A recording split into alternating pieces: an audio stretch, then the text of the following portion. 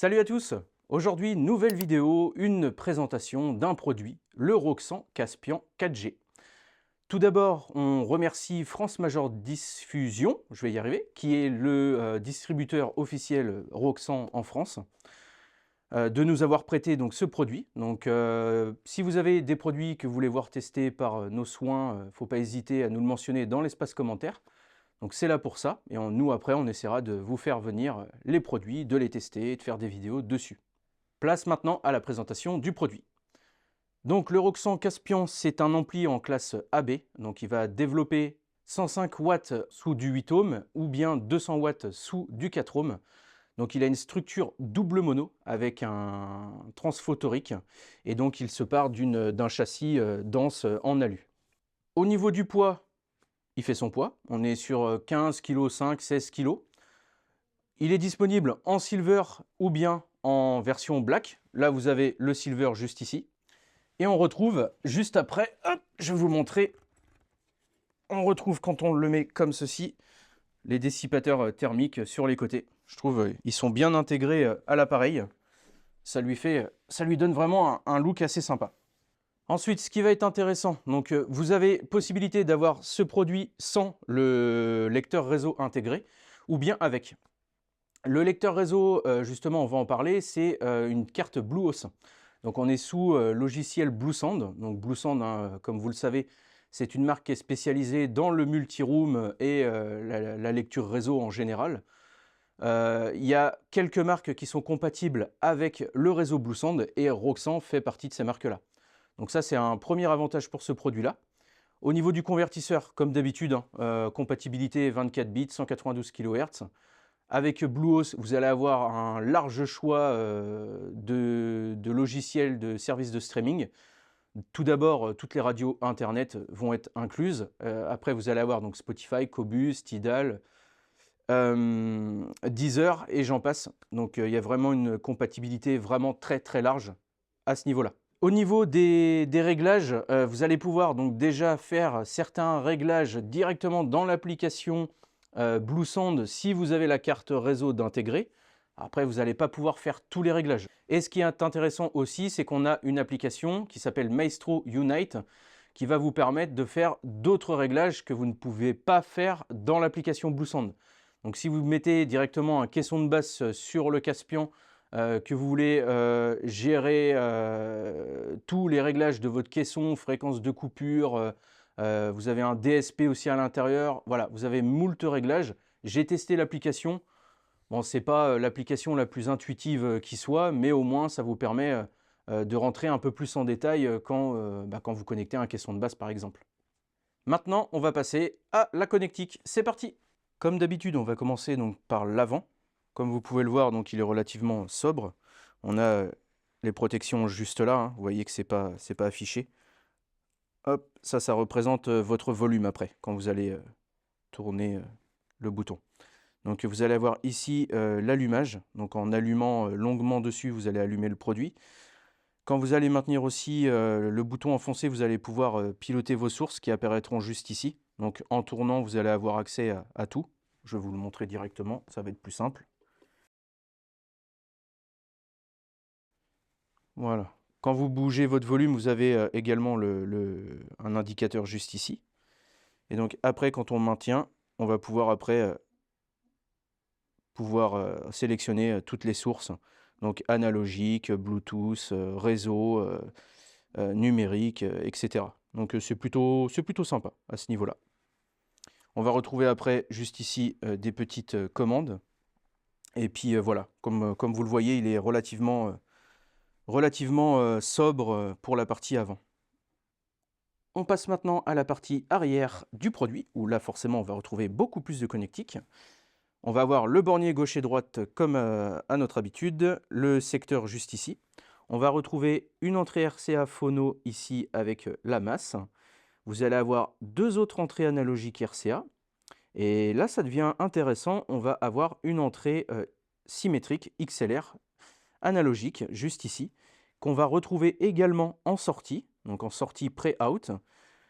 Une deuxième sortie pré-out sur RCA et une troisième ici qui peut également servir pour la sortie sub.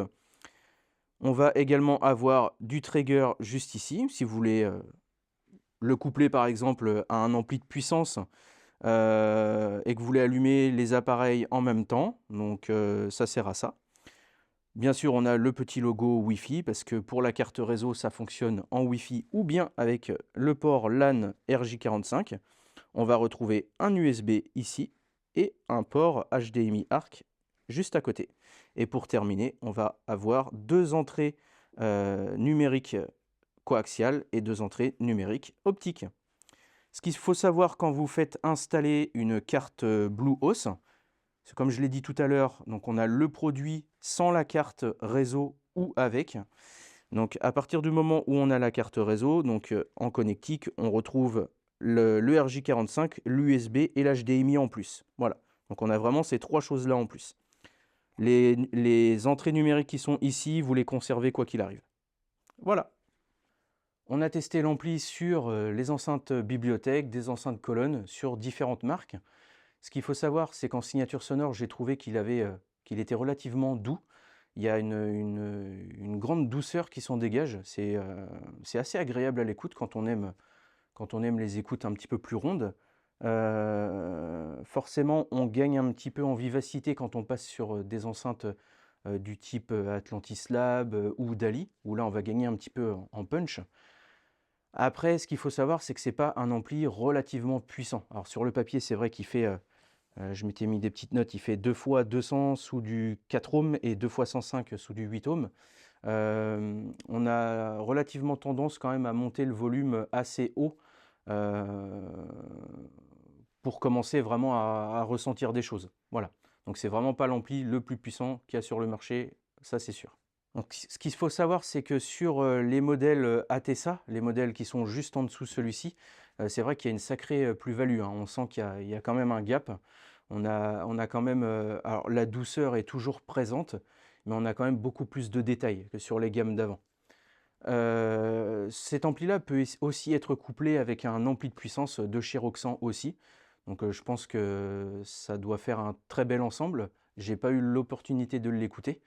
Maintenant, j'ai préparé donc les plus et les moins sur l'appareil. Donc il y a des petites choses qui sont très très bien, d'autres un petit peu moins. On va voir ça ensemble. J'ai fait quelques notes.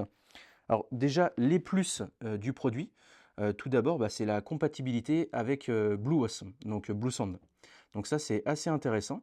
Donc si vous avez chez vous, après, si vous avez envie d'avoir un système hi-fi dans votre salon et qu'après vous voulez avoir des rappels dans d'autres pièces avec des enceintes Bluesound, eh ben, c'est possible. Vous pourrez faire du multi-room et donc lancer une écoute instantanée sur tous les appareils que vous avez chez vous. Donc même le Roxan du coup. Donc ça c'est assez avantageux à ce niveau-là.